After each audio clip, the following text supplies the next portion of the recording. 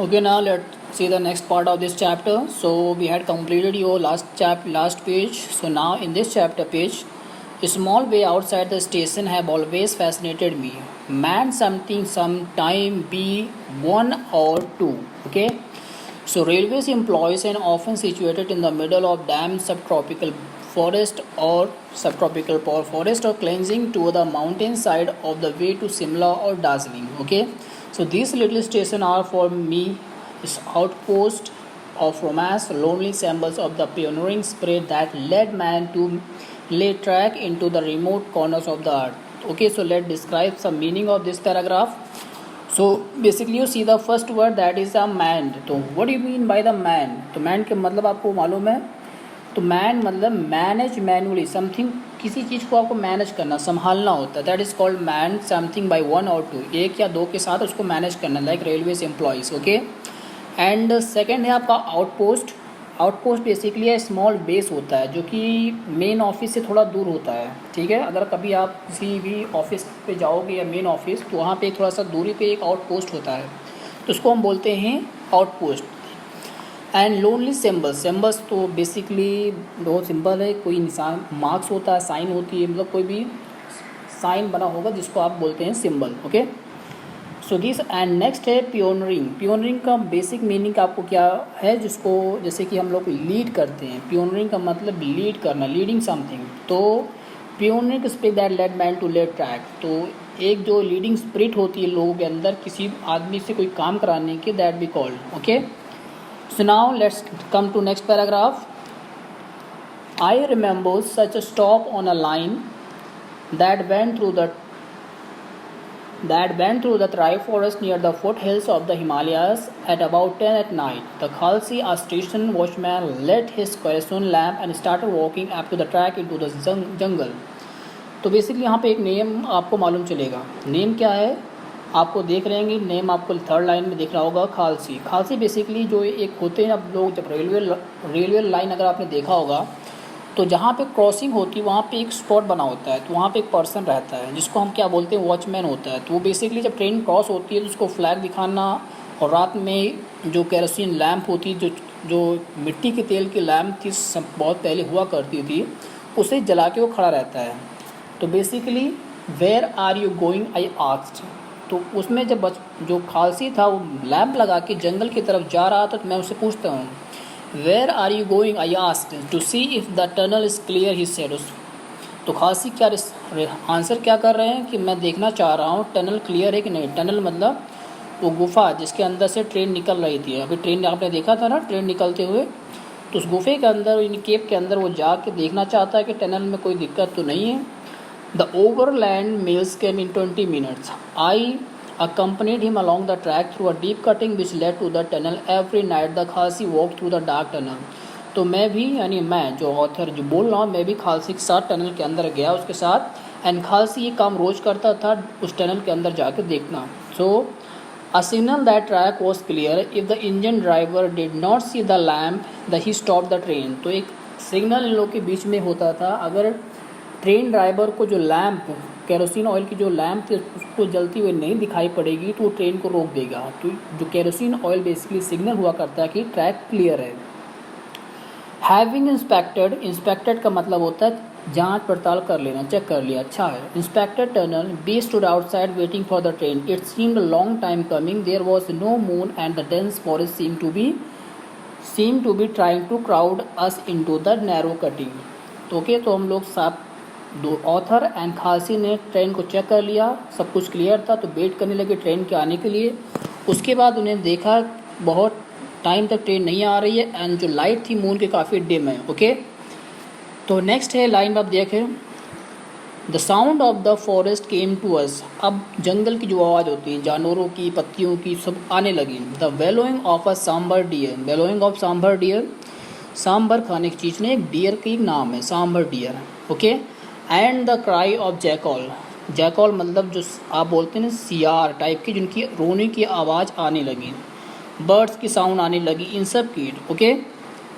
And the perhaps a tiger और leopard was on the prowl. अब उसमें से एक टाइगर और leopard on the prowl.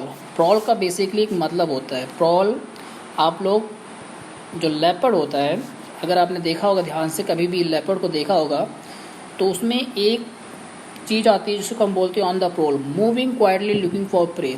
Move on the prowl मतलब एकदम आराम आराम से चलना, एकदम धीमे धीमे से चलना अपने शिकार की तरफ, तो उसको बोलते हैं on the prowl. Okay, so there are strange nocturnal bird sound and then silence.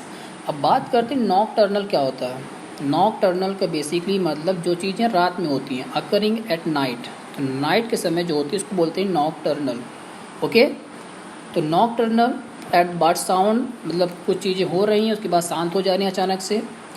The khalasi stood outside the tunnel trimming his lamps listening to the faint sound of the jungle, sound which only he could identify and understand, sometime made him stand very still for a few moments. Peering into the darkness, he knew that everything was not as it should be. Okay, so next paragraph देखते हैं.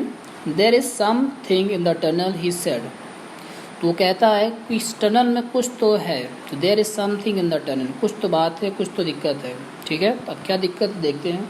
Okay, so I could hears nothing at first, but then there came a regular sawing sound, just like the sound made by someone sawing through the branches of tree.